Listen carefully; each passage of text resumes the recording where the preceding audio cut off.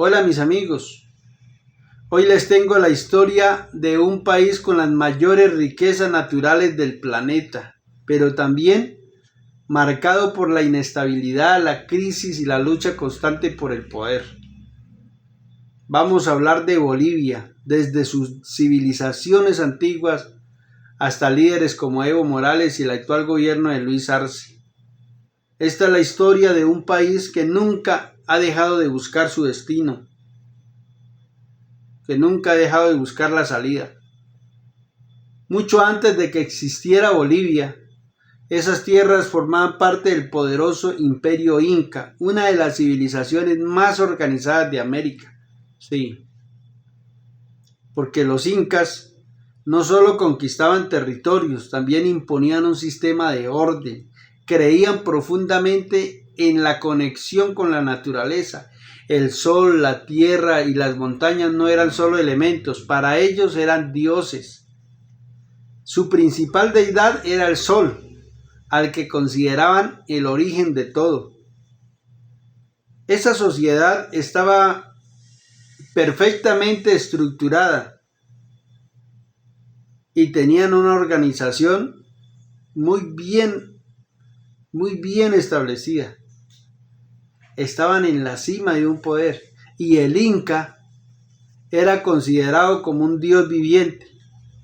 Luego los nobles, sacerdotes y finalmente el pueblo, agricultores y artesanos, los trabajadores, conformaban el imperio. Pero lo más impresionante era su forma de organización. Aunque no existía el dinero, en su lugar funcionaban con un sistema de trabajo comunitario porque todos aportaban y el Estado redistribuía los recursos. Ellos construyeron caminos, ciudades y sistemas agrícolas avanzados en medio de montañas imposibles. Era un imperio basado en el orden y la disciplina. Pero todo cambió con la llegada de los benditos españoles. Llegaron.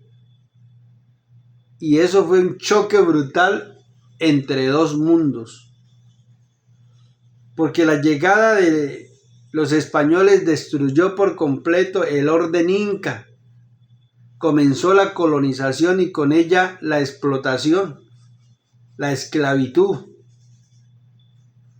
La plata de Potosí convirtió a la región en una de las más ricas del mundo, pero esa riqueza salió del sufrimiento de miles de indígenas obligados a trabajar. Bolivia nace como sobre una riqueza construida sobre el dolor. Nace sobre una riqueza construida sobre la esclavitud. Y en 1825 nace como república. Pero la independencia no trajo la estabilidad que ellos estaban esperando. Trajo golpes de estado, conflictos internos y guerras que marcaron sus primeros años. El país cambió de presidente una y otra vez, más de 190 gobiernos a lo largo de su historia.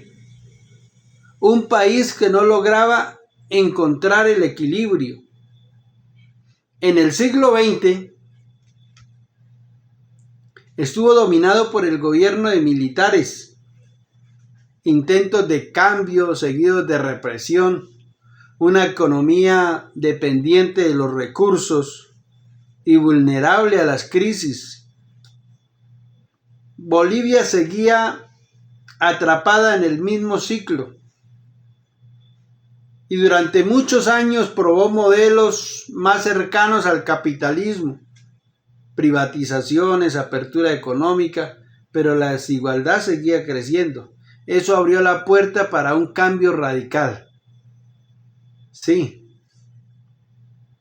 porque en el 2006 llegó un hombre llamado Evo Morales, un líder indígena que prometía cambiar la historia. Llegó el primer presidente indígena en la República de Bolivia. ¿Qué hizo Evo Morales? Nacionalizó los recursos, dirigió su política de Estado hacia los pobres y prometía una estabilidad económica. Miles de indígenas o millones de indígenas en Bolivia se sentían representados por este líder indígena, Evo Morales. Pero con el tiempo vino el problema. ¿Cuál sería el problema detrás de este sistema político de Evo Morales? ¿Qué pasó allí? Lo que pasó es que el poder se empezó a concentrar poco a poco. Y la tensión crece.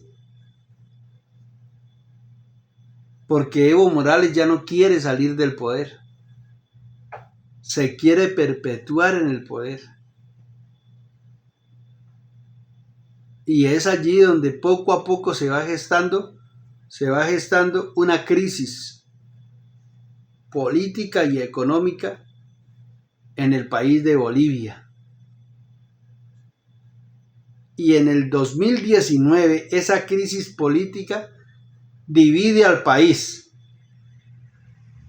Fraudes, protestas y la salida de Evo Morales. Él no pensaba salir del poder. Él pensaba continuar allí, pero el sistema político del principio no se consolidó como se había pensado. Entonces Bolivia entra en una etapa de incertidumbre. Viene un gobierno interino por poco tiempo y luego llega Luis Arce.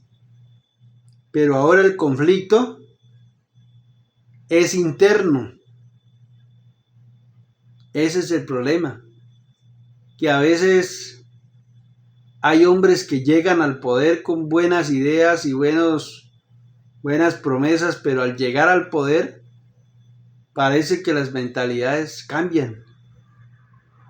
Y lo que más perjudica a los hombres que llegan al poder es cuando tratan de perpetuarse en el poder y se rodean de personas y de gente que no llevan la misma corriente política o los mismos principios. Entonces viene la crisis. Y allí es donde la economía muestra señales de desgaste. Porque hay menos reservas, más presión y un futuro incierto. Y quiero decirles para concluir, desde el orden del imperio inca hasta la inestabilidad política moderna, Bolivia ha vivido entre dos fuerzas, la riqueza y el poder. Y mientras esa lucha continúe, su historia seguirá escribiéndose entre la esperanza y la crisis.